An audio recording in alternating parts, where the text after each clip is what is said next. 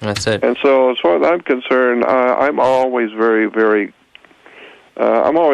suspicious of stuff that goes on, and I know that the poor people of America are nothing more than sitting ducks. We have no idea in the world how this stuff really works, who these people really are, how banks really work.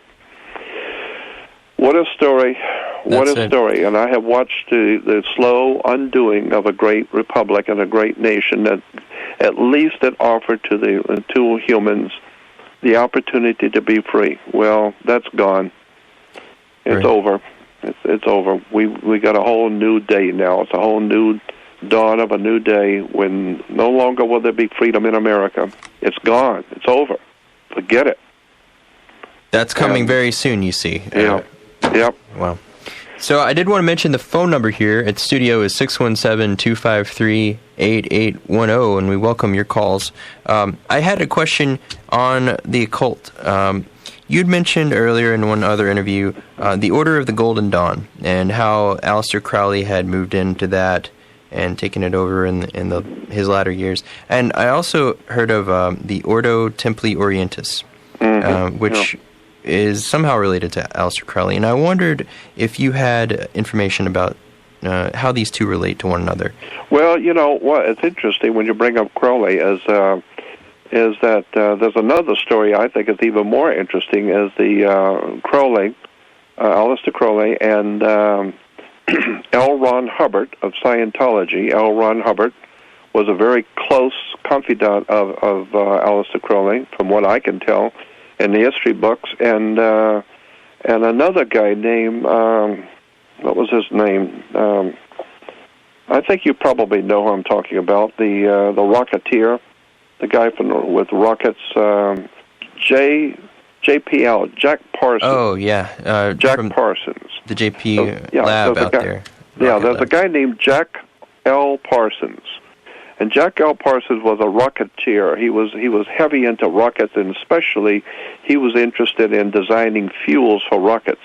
But he was also into sex magic and all kind of human sacrifice and all kinds of dark stuff in the metaphysics and the occult world of metaphysics. He was a strange man. But he was also very brilliant in relation to rockets and rocket fuel. And so he had two very close friends that worked with him. One was Aleister Crowley from England, and one was L. Ron Hubbard of Scientology. And the three of them formed a triumvirate group, and they referred to themselves as Babylon Working. And they were very interested in going into space to communicate with the alien gods who were out there.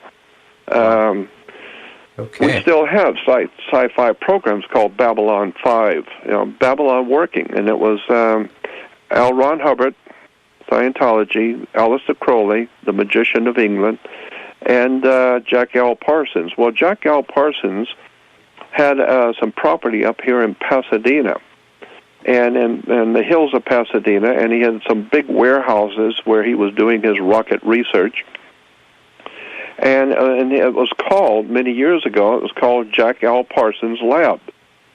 And so today it's called JPL, Jack Parsons Lab, as Jet Propulsion Lab. And so today, NASA and Jet Propulsion Lab all is connected to the occult world of Nazism. All the top Nazi engineers and scientists were brought over here, and today we call it NASA. NASA is nothing more than a Nazi fascist organization based on Jack L. Parsons' Jet Propulsion Lab. I mean, there's a hell of a story here. I mean, you have no idea in the world what is going on in America today. I would highly suggest you start doing some research on what this country is really all about and where we're going. And you need to go back to 1948 when Truman allowed all the top Nazis and the Nazi theoreticians and scientists to be brought over to America. We know now, that's public knowledge.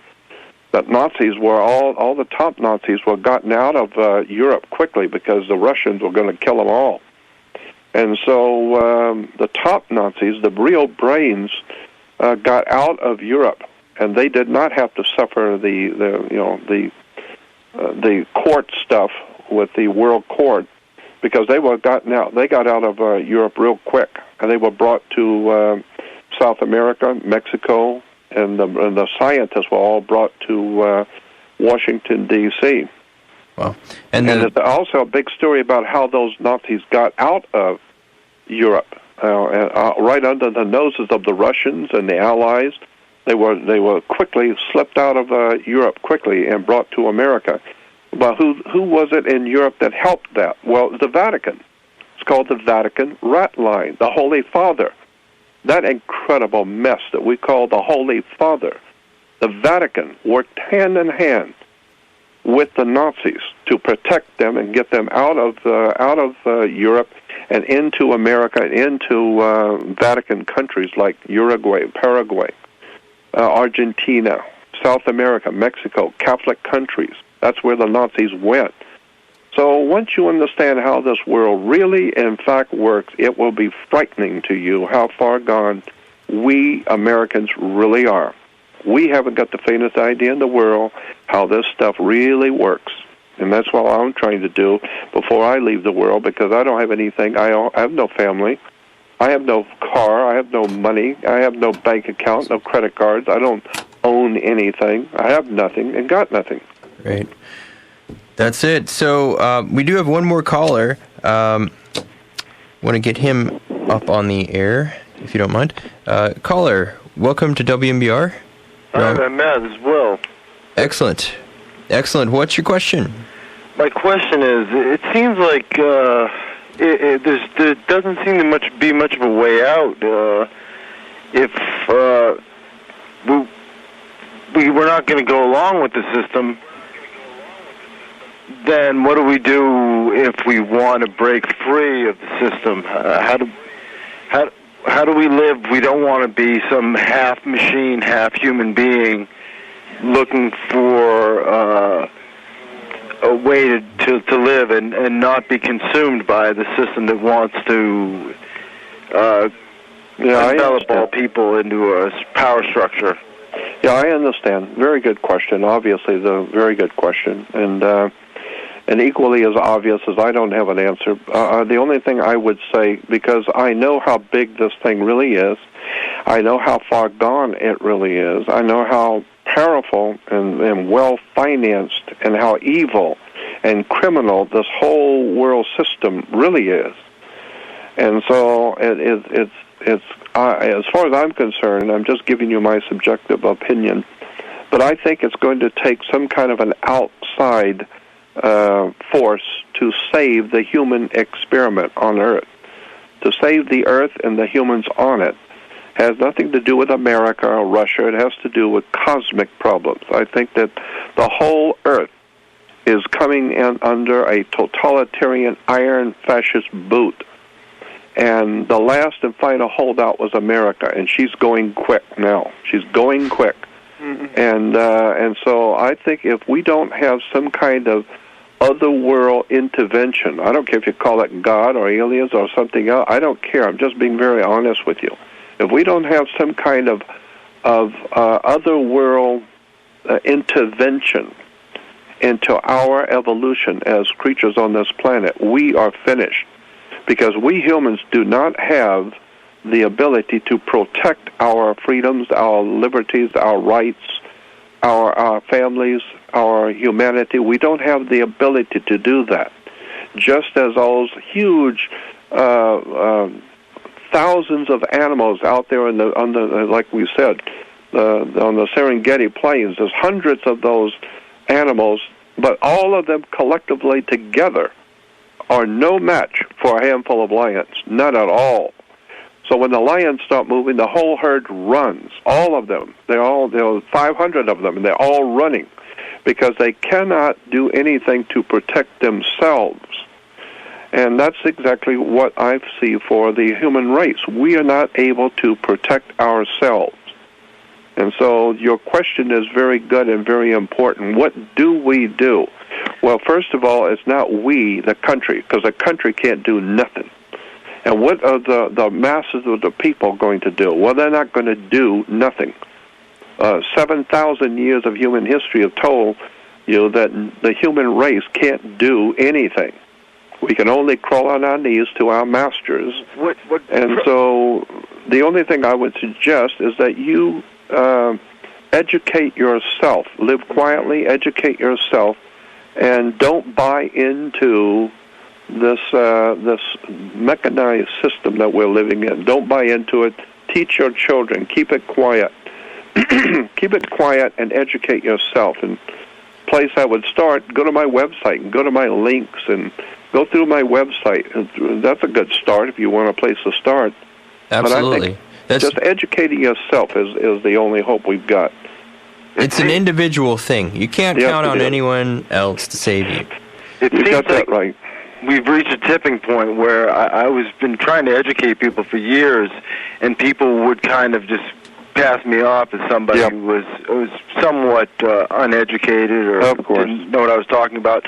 But now it's reached a point where I feel like people are starting to personally attack me, even unprovoked, without me even bringing it up anymore. Well, it's because they're seeing what you've been talking about is now happening, and now they're pissed. Now they're angry.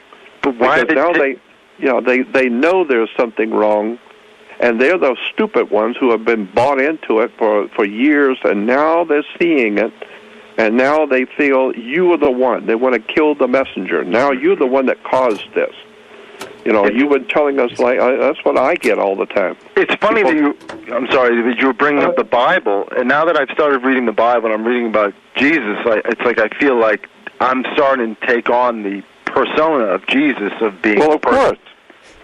But that's a whole story we could get into another program about the whole story of Jesus. I believe, and I've only been looking at it for 50 years, but I believe the whole story in the New Testament story of Jesus is a metaphor. Mm-hmm. It's a symbolic, encoded message. I mean, we hear all kinds of stuff on television about Bible codes. I'm telling you, I think there's a bigger code that's right in front of you, and you never saw it, that the entire story of Jesus and the New Testament in the Bible is a encoded metaphor. It's a symbolic story of the war between the truth and the light and the prince of darkness.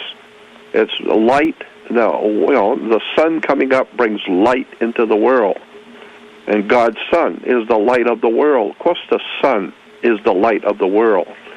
And he has an evil brother who is the prince of darkness, set, because it gets dark at sunset. Mm-hmm. And so I believe that the whole story of the New Testament is a war.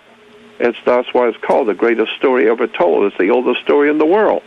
The war between light and darkness, between evil and decency and good. And light is intellectual, spiritual enlightenment is always at war with the darkness of men's minds, the ignorance, stupidity, and goofy darkness of people's minds. So, I understand. There's a war going on right now for the minds of men. So just a quick notice. We got 1 minute left here on the show. I want to thank you for the caller. Thank you. And thank you so much, Jordan, for coming on with us. Really appreciate having you here at The Real News. Do you want to? We want to mention your website one more time, just so people can find your resources. It's Jordan Maxwell, and the Jordan is like the river, Jordan, jordanmaxwell.com. Excellent. And there you can find a wealth of information, 50 years worth of research, right? Yeah, well, I've got tons of stuff that's getting ready to put on the website, too.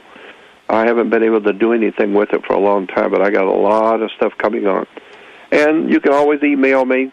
It's all right there on the contact page. Go all through my website. Excellent. Okay, well, thank you so much. Hopefully we can have you up again sometime. Let's do it again. Excellent. Thank you for allowing me. Bye-bye. Okay, bye-bye.